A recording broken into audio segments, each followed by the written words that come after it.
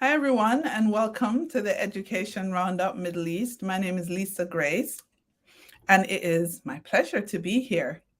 Now, you know my motto, 10 minutes in and out, sharp and quick. But before I jump in, I'd love to know where you're tuning in from today to the Education Roundup Middle East. So please go ahead and drop that in the comment section below. Got some quick headlines for you today. And then I also have just a few announcements, like I always do, about what we have coming up, especially here at Teach Middle East. Uh, the headlines today, first one was a bit of a joke, but it's not funny. So one media house ran a headline that said that schools in Dubai would close on June 26th, but the KHDA quickly rebutted that and said, no, we're not closing. And so no schools should break up before the 28th of June. So the company that did that, the KHDA ended up tweeting the tweet that media house did, and also tweeted the rebuttal to say that that's not happening at the time that the media house claimed. I'm sure a lot of people were happy, but then as parents, I'm sure they were not happy. I mean, you know, parents, if they don't have things lined up properly, they could get stuck with having kids and childcare issues.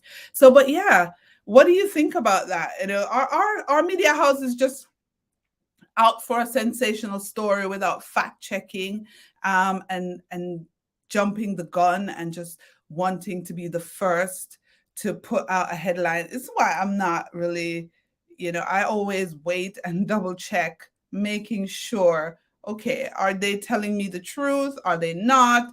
Because some companies do just push things out there quick. They want to be the first, and sometimes being the first means you are incorrect. So share your comments and let me know what your thoughts are on that. Today, a lot of students who sat their CBSE board exams have received their results, and they are jubilant. I had press releases from GEMS Education and from other companies about the results. Seems as if our CBSE students here in the UAE did particularly well. So congratulations to all our CBSE board exam students who received their results today. Well done to you, and hopefully this propels you well into your next phase.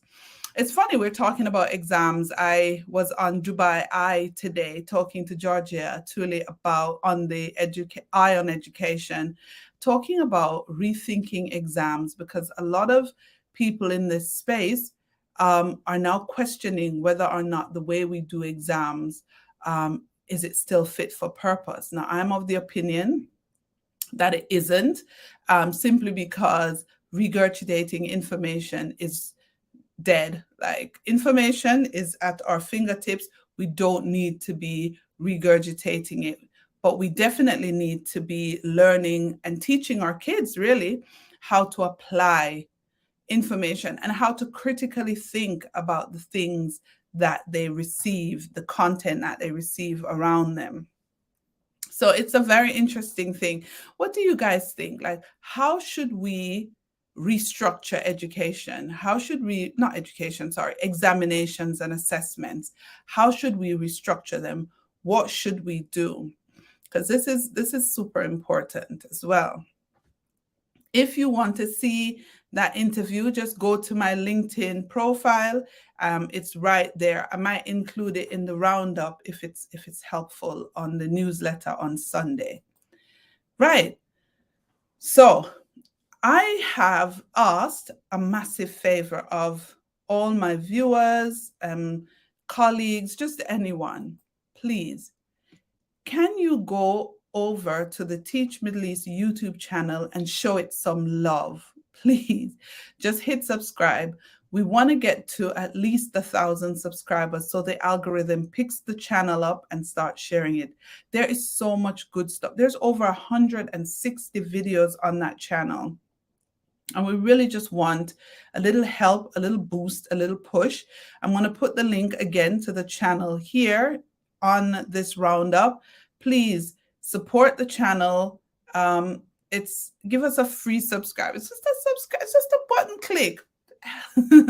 I know that people are busy, but if you just spare us the moment to just click the link and go ahead and subscribe to the Teach Middle East YouTube channel, we will greatly appreciate that.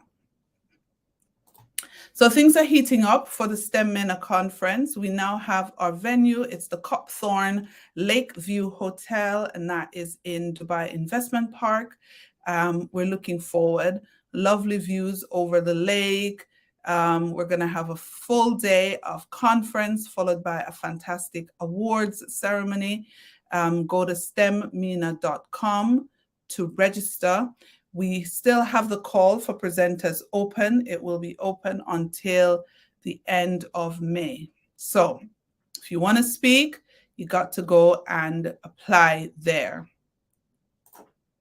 We also have the Middle East School Leadership Conference coming up on February 21 and 22, 2024. It's a little ways away, but it is now open for presenters to apply. So school leaders, all of you, go to schoolleadersme.com to apply to present. We have roundtable discussions, we have keynote presentations, and we also have leadership workshops that are happening at the Middle East School Leadership Conference. So I really encourage all school leaders to go ahead and put in their application.